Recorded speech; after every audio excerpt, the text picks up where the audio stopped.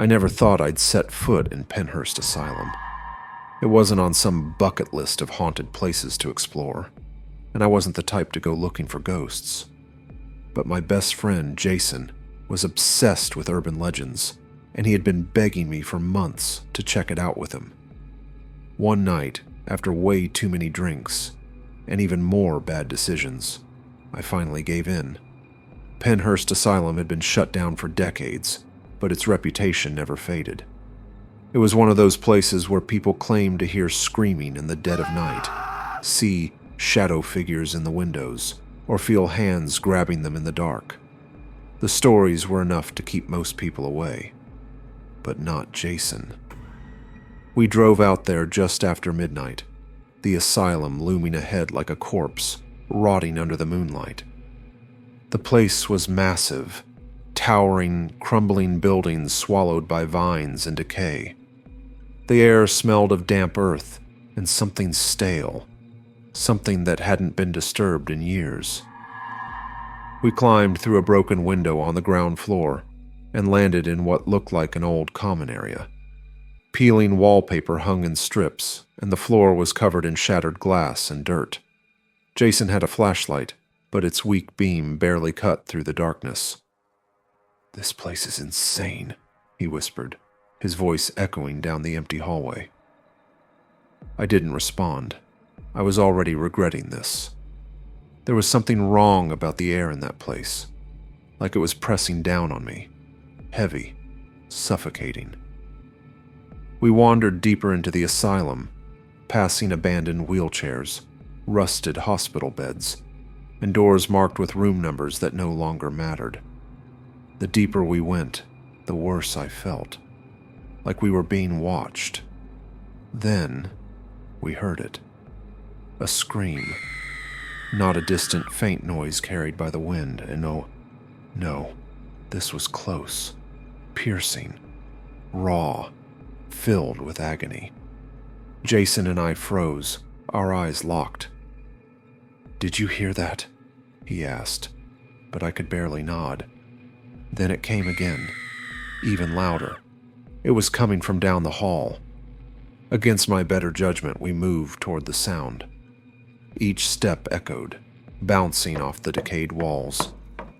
The hallway felt endless, the shadows stretching longer with every flicker of the flashlight. Then, we reached the door. It was slightly ajar, and something about it made my stomach twist. It was just a room, like all the others, but the air around it was ice cold. Jason pushed the door open. Inside, the walls were covered in scratches, deep gouges like something, or someone, had tried to claw their way out. The bed frame was overturned, the mattress torn to shreds. And in the corner of the room stood a figure. At first, I thought it was a trick of the light, but then it moved. It was a woman. Her face twisted in an expression of pure horror. Her mouth was open as if she were screaming, but there was no sound. Her eyes were sunken, black voids that seemed to pull the light in. Then, in an instant, she lunged. Jason yanked me back, slamming the door shut. We ran. I don't know how, but we found our way back to the common area, scrambling through the broken window we came in through. My heart pounded so hard I thought it would explode. We reached the car, but Jason's hands were shaking so badly, he fumbled with the keys. The engine roared to life and we sped off, the asylum shrinking in the rearview mirror. Neither of us spoke until we were miles away. "What the hell was that?" Jason finally whispered. I didn't have an answer. That night, I barely slept. Every time I closed my eyes, I saw her face. That twisted, screaming expression. The black voids where her eyes should have been. The next day, Jason called me. "There's something weird on my arm," he said. I drove to his place, and when he rolled up his sleeve, my stomach dropped. Scratches. 3 deep parallel marks ran from his wrist to his elbow. He swore they weren't there the night before.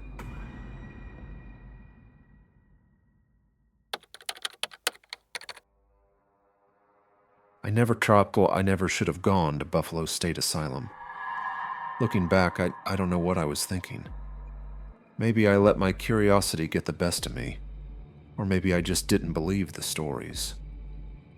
Either way, I learned the hard way that some places are better left undisturbed. It started with a dare.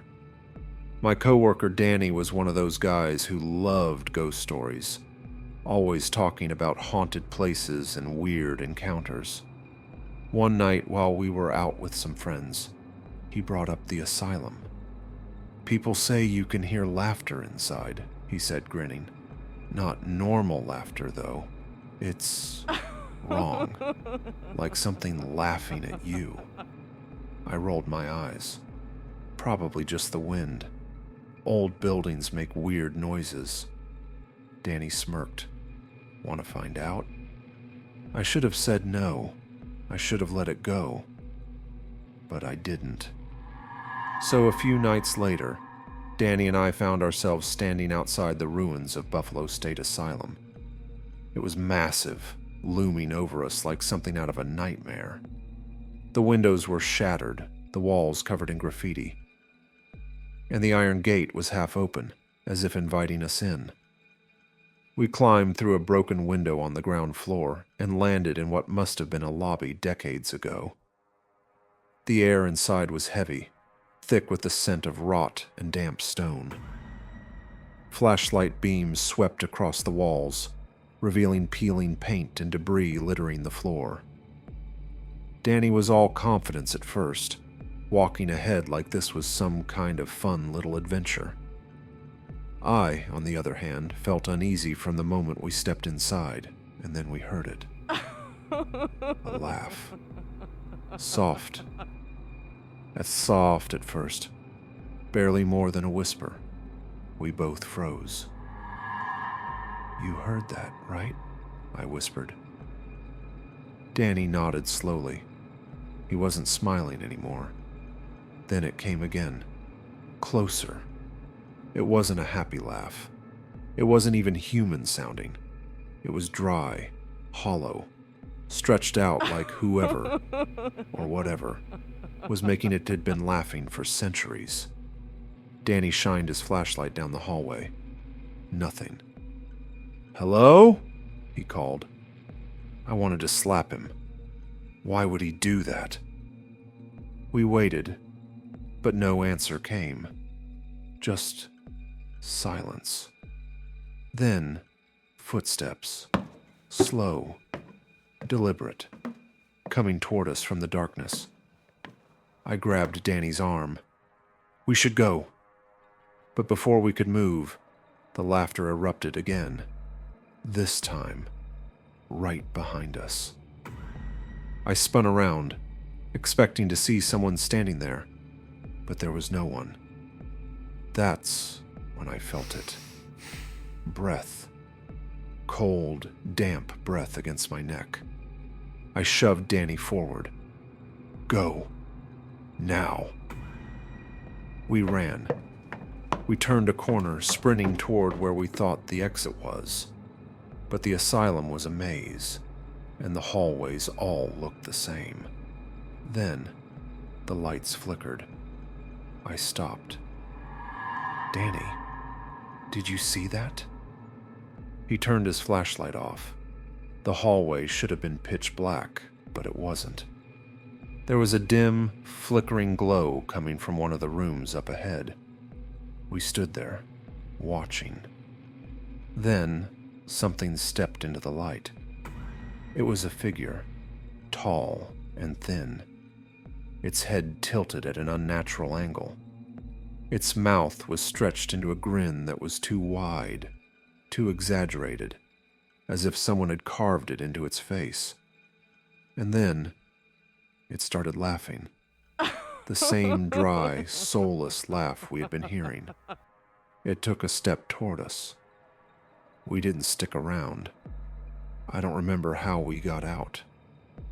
Everything after that was a blur of running, crashing through debris, and finally, gasping for breath outside the asylum gates. Neither of us spoke on the drive home. The next day, Danny called me. "There's something on my phone," he said, his voice shaking. He sent me a recording from the night before. It was us, running, breathing hard. And then, clear as day, the laughter, louder, closer. But what made my blood run cold was the last few seconds of the recording. A voice, right before the audio cut off. "See you soon."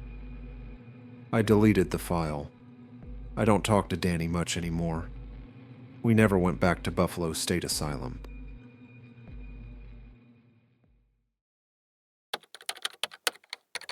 It started with a road trip.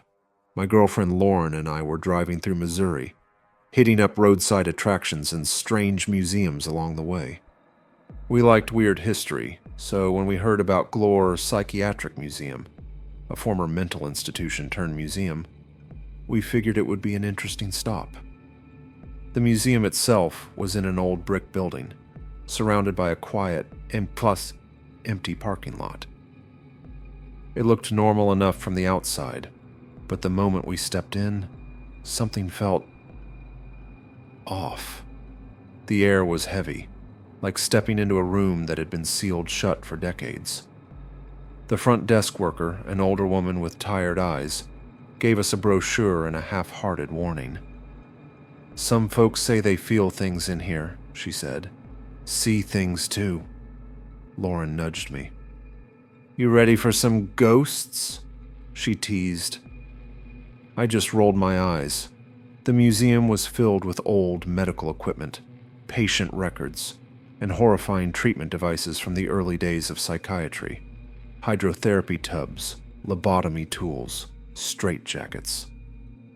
The worst was the exhibit of personal belongings from past patients. Letters, drawings, broken dolls, all left behind when the asylum shut down. We wandered through the halls, taking in the eerie silence. That's when we saw it. A figure, standing at the end of the hall, half hidden in the shadows. At first, I thought it was a mannequin. Museums sometimes had those for display. But then it moved. Just a little. A small shift, like it was adjusting its stance. Lauren whispered, "Did you see that?" I nodded, my throat suddenly dry. We took a step closer.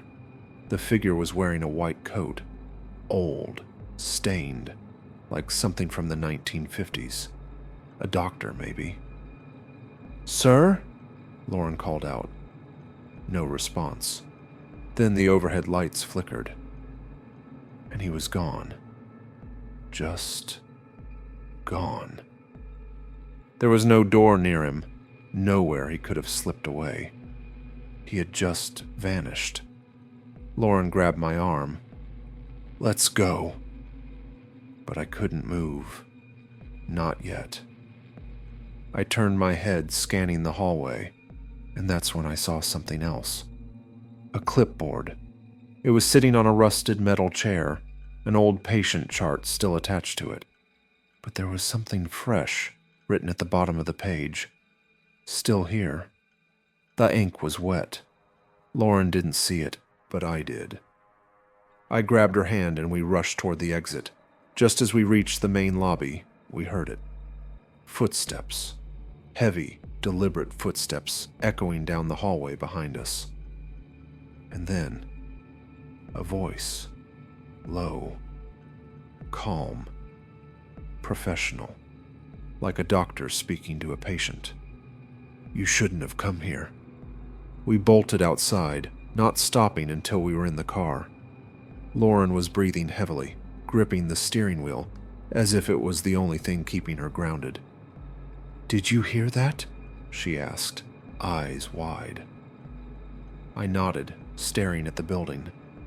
From the outside, it was just a brick structure, but I couldn't shake the feeling that something inside was still watching us. We sat there for a moment, trying to process what just happened. Then, as if the universe wanted to remind us that we weren't crazy, the museum lights flickered. Not in a random power surge kind of way. It was deliberate. The lights in the front windows flickered once, twice, 3 times, like Morse code, like someone was sending a message. Lauren turned the key in the ignition, her hands shaking. "We're leaving. Now." We drove off, leaving the museum behind, but the experience never really left us. That night, I kept replaying it over in my head. The figure in the hallway, the clipboard, the voice. The next morning, curiosity got the better of me. I searched online for stories about Glore Psychiatric Museum, and what I found made my stomach turn. There were dozens of reports, stories eerily similar to ours. People seeing the same figure in the white coat, hearing footsteps, hearing voices. And the worst part? The voice always said the same thing. "You shouldn't have come here." I don't know what's still lurking in that museum, but I do know one thing. Whatever it is, it doesn't want visitors.